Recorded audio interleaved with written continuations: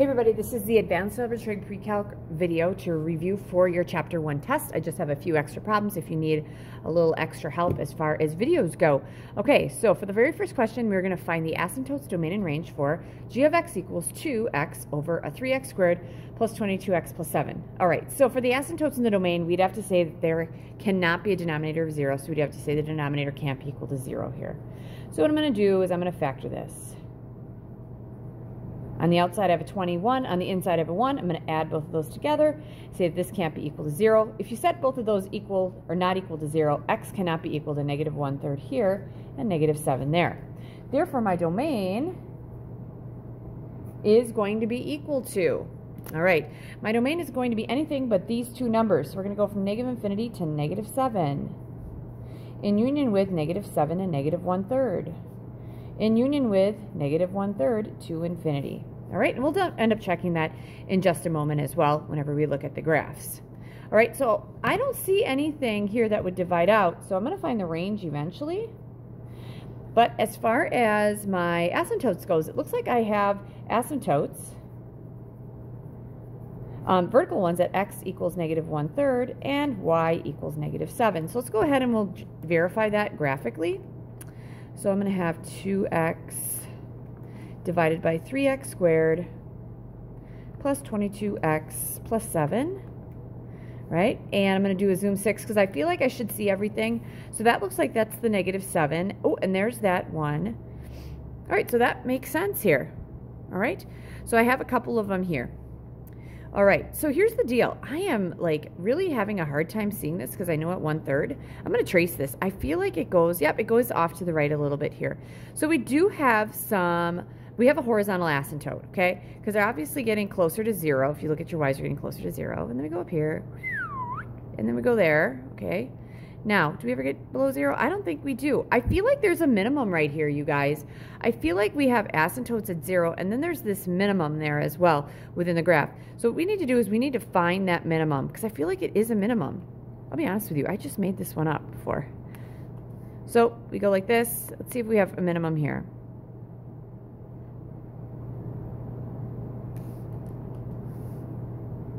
I have it? No, I'm not seeing it. So I got to find the minimum. I'm going to try again. I think I went too far on the left. All right, so here we go. There it is right there. I'm going to go off to the right a little bit. Okay, now I'm going to be careful because I'm going down, down, down, because I'm looking at that. Now we're going up. Do I have a minimum? I do have a minimum at, okay, so I have a minimum at negative 1.5 and then positive 1.55. So does it make sense, you guys, that if there's an asymptote, because the degree of the numerator is 1, the degree of the denominator is 2, that's less than, there is an asymptote at 0. But there is also this little break, this little parabola that has a low point. Your y is low at 1.55. Therefore, for our range, we're going to go from negative infinity, and we're going to keep going up until we get to 0. That'll be in union with, okay, then there is this break between 0 and that little point, which is at 0.15. Now, I'm going to put a bracket on that, or 0.55, 16, I should say, because I will estimate that. And that's going to go all the way up to infinity, because that's going to keep going up forever, right? You can even see that, the y's go up forever there. So that's kind of a tricky one, but it is super important that you check your graphs. So, did I answer the question? Find your asymptotes? Yep. Oh, I have one at y equals 0 as well, right? Didn't we say that? Because of that, we have one at y equals 0. And then my domain is covered, my range. I feel good about that. So finding the domain and range, you may want to sketch that on your test. The next one, here we go. Find the inverse of the function, the cube root of 2x plus 3 minus 4, and prove it algebraically. All right, so this is k of x. So this is actually like y equals, let's make this x equals, and I'm actually going to go on this side of the paper more, so I have a little more room. I'm going to find the inverse first. So the cube root of 2y plus 3 and then minus 4. Okay, let's solve for y. Add 4. This one's going to be interesting. X plus 4 equals the cube root of 2y plus 3. Then I'm going to cube both sides. So I'm going to have x plus 4 cubed equals 2y plus 3. And I'm going to subtract 3. I'm going to have x plus 4 cubed minus 3 equals 2y. I'm going to divide by 2. Y is going to equal x plus 4 cubed minus 3 all divided by 2. That means the inverse of the k function, you guys, is x plus 4 cubed minus 3 all over 2. Now, first thing we're going to do, and I got some colored pencils or pens around here, which is good. I'm going to find k of the inverse of k of x. So what that means I'm going to do, because I got to verify this, I need this whole thing here, you guys, to go in that x right there. All right? So in pencil, I'm going to put everything in purple. We'll see how this, I'm going to see if this fits in here. So I got the cube root of 2. Now, my new x is all of this stuff.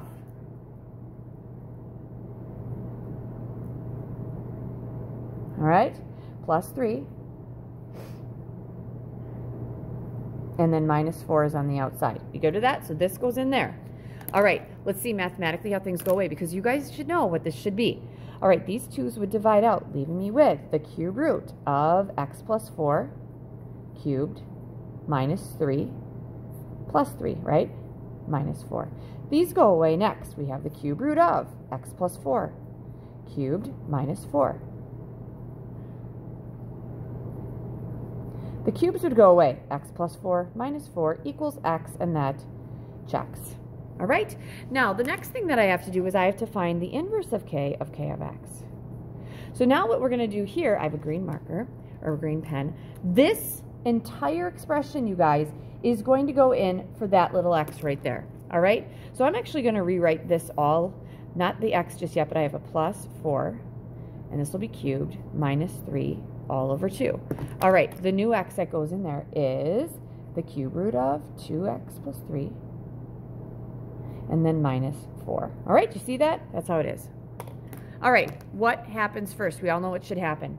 All right, first, don't these 4's go away? So we have the cube root of 2x plus 3 cubed minus 3 all over 2. Next, what happens? Oh, these cube roots go away, don't they? So we have 2x plus 3 minus 3 all over 2. Then the 3's go away. We've got 2x over 2. That equals x. That confirms it. I have just shown that k of the inverse of k of x equals x. And the inverse of k of x, that equals x as well. And you guys should know that that should happen every single time. All right, next one. I don't think I put a number 3 by this one. I apologize. This is question number 3, you guys. Let g of x equals 3x squared minus 5x plus 4, and k of x equals the square root of x. Find g of k of 49. So we're going to find k of 49 first. That's going to equal the square root of 49, which is 7. And then we're going to put 7 in here. So g of 7 is going to equal 3 times 7 squared minus 5 times 7 plus 4. All right, 7 squared is 49. 49 times 3, I got a calculator here, which is great, is 147. So this ends up being 147 minus 35 plus 4. All right, 147 minus 35 plus 4 gives me a grand total of 116. That's g of 7. So that shows me, actually, that gives me g of k of 49. Okay? So that would equal 116. That's generally what I'll do in tests. I'll just put that there. K of 24. Let's put 24 in there. That's the square root of 24. All right, can you simplify the square root of 24? You bet you can. 24 is 4 times 6. The square root of 4 is 2. There is no square root of 6. 2 square roots of 6 is your answer.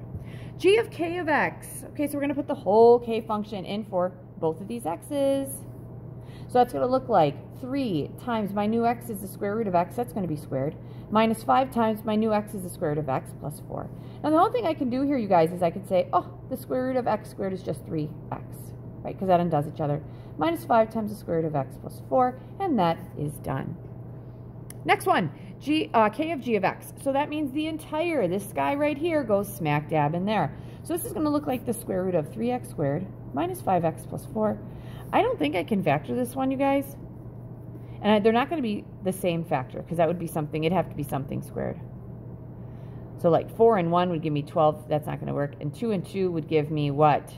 6. That's not going to work. So that's our answer right there. That is it for question 3.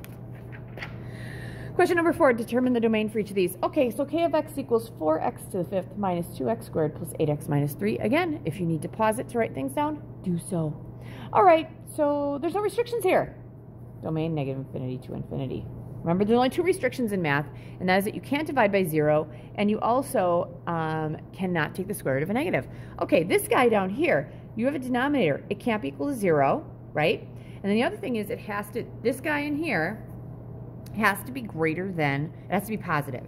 So x minus 10 would have to be greater than 0. It cannot be equal to 0 because the denominator can't be equal to 0, right? All right.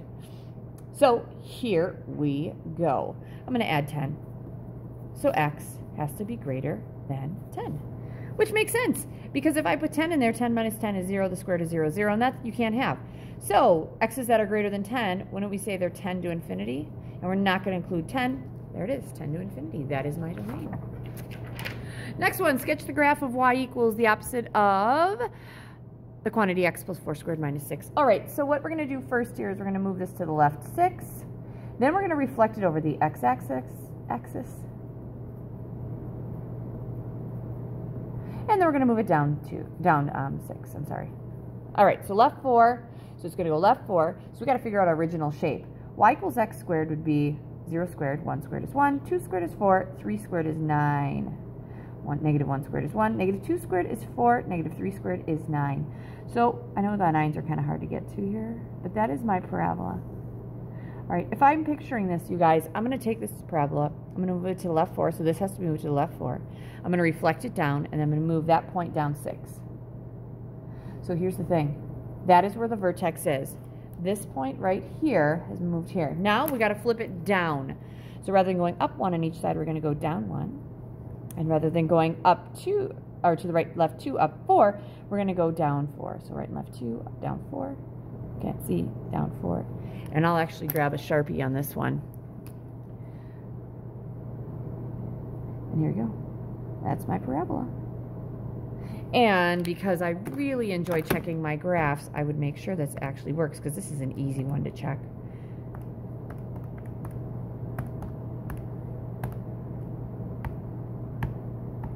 I'll do zoom 6. There it is, right there. I can make sure that my vertex is in the right spots. That's negative 6 or negative 4, negative 6. I got that. I have one at negative 3, negative 7. I have one at negative 5, negative 7. That works, and that's all I have. Feeling good about that. Okay, write the equation for the graph below. Well, I know this is the I know that this is going to be y equals. I know it's the absolute value of x for sure. Absolute value of x usually starts here, and it's a v, right? So this is what I got. Now, I know that I have to take this guy and I need to move it to the left 5. So it's going to be plus 5 on the inside. I know I need to move it down 1. Actually, I need to move it to the left 5. Then I need to reflect it down. I also need to, if you look, I got to stretch this. Usually I went up 1, you guys. Now I'm going down 2. Then I went up 2. Now I'm going down 4. So the question is, what am I doing to the 1, the 2, and the 3 to get those? What am I doing to the 1 to get, this would be negative 3. What am I doing to the 2 to get negative 4? I'm sorry, this would be negative 2, my bad. To get negative 4. What am I doing to the 3 to get negative 6? Well, am I not just multiplying by negative 2? That'd be negative 2. So I have negative 2 times the absolute value of x plus 5. Oh, and then I have to move it down 1. That's minus 1. So again, I take this guy and moving it to the left 5. That's plus 5. Then I got to flip it down and stretch it. So that's going to give me a negative 2. And then it has to be moved down 1. And if I want to check that to make sure it works,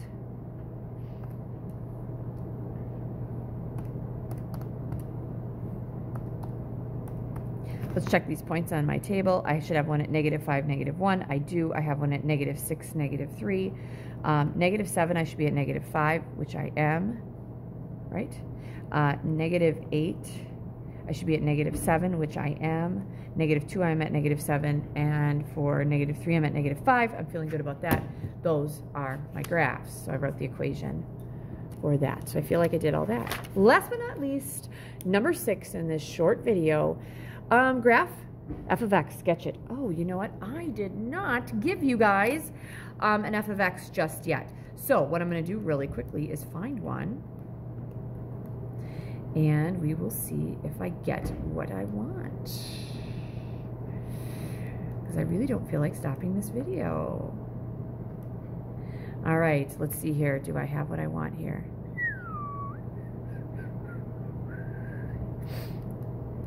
Sorry about that. I know I messed something up here. Maybe this will be the one I want. Yep. All right, here it is, you guys. Sorry about that. I was working with some kids and I totally forgot to put this on here. F of x equals x cubed plus 5x squared minus 9.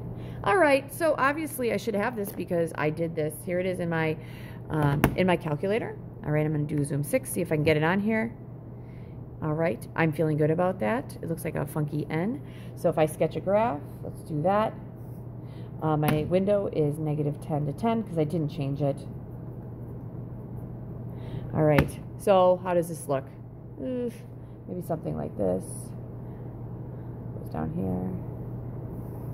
Something like that, maybe. I'm feeling okay about that. Of course, the lights came off because you know what?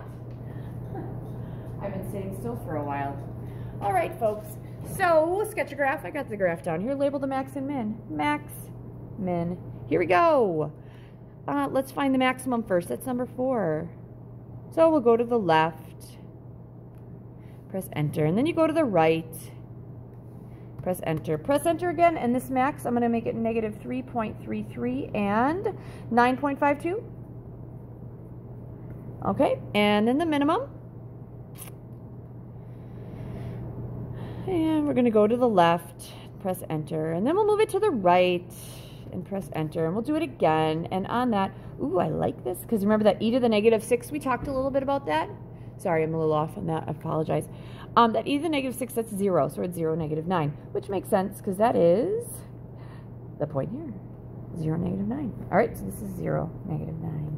So label the max and min, I did that.